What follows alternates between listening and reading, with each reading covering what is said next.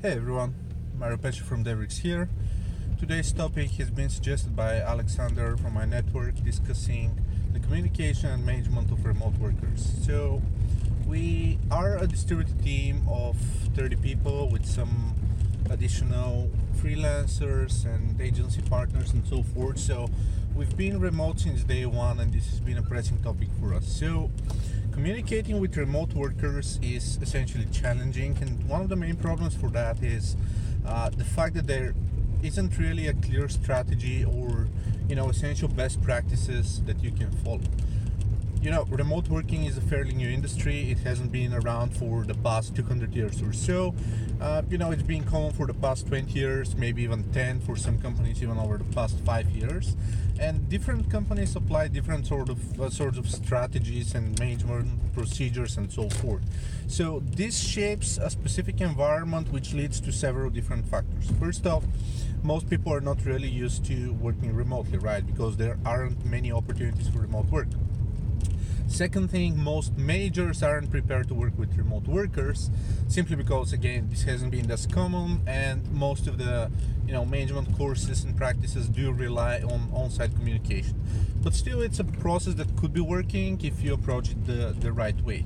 In terms of actually managing remote workers, one of the main things that people struggle with is the fact that they don't know how to approach the communication. So they can kind of either pick the strengths and weaknesses of those people and try to leverage them in the best possible manner, or on the other end, essentially enforce those best practices and procedures from the business. If we think about it, it generally works like this. You have the top to bottom approach, or bottom up, which is kind of the reversed way, whereas you can approach workers in a kind of different capacity. All of that depends on the core idea of the business and the kind of the business logic. For example, if you're starting a fresh new department and you hire someone, a remote worker in, again, a team that hasn't evolved yet, and you don't have the right processes in place and everything else, you can let that person kind of determine the rest of the relationship, build their own team, and kind of create specific paradigms throughout the first few employees in order to kind of find the best way to kind of run that endeavor in-house. Like, for example, if you haven't worked with marketers or developers or designers or so on, and you hire kind of two people and you're happy with their work and you want to scale that, you can do the bottom-up approach and say, okay, what's working with you? How do you communicate? What's kind of the essential protocol and whatnot, and kind of comply with them when working with that team. On the other end, if you're a large organization and you already have established process working for different teams, you may consider applying those same processes to this specific team. It may not work in certain cases, but it's something that kind of works for the rest of your organization, so it makes sense to try that approach as well. Another important consideration is that if you're a manager of a remote team, you're not entirely kind of in charge of the hiring procedures, or you're stuck with an existing team that may not be as efficient. For example, some managers do try to comply with the expectations and requirements of different people. For example, some prefer phone calls, others Skype, third email, and whatnot in order to get the work done.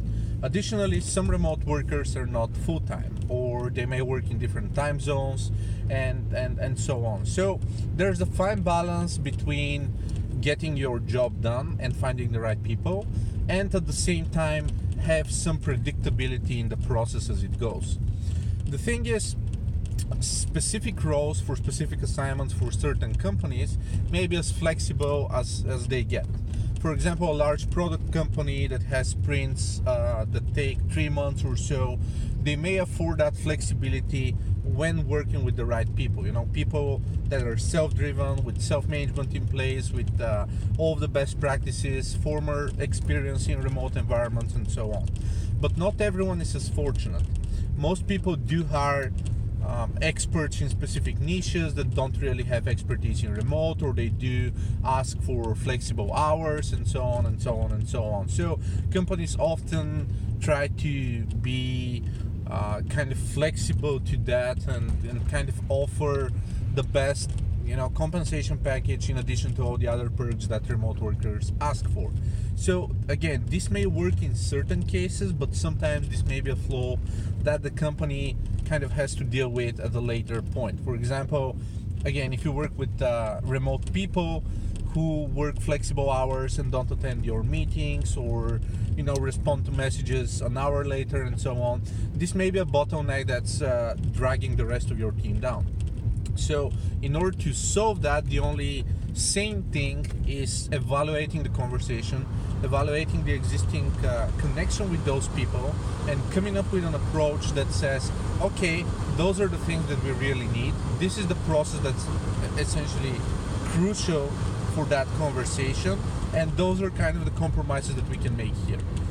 So it's a fine balance, and it sits somewhere in the middle. For example, one of my former employers is running a distributed company with probably nearly 100 people right now, and when I started, he said that he's only hiring former freelancers or full-time kind of agency owners and so on.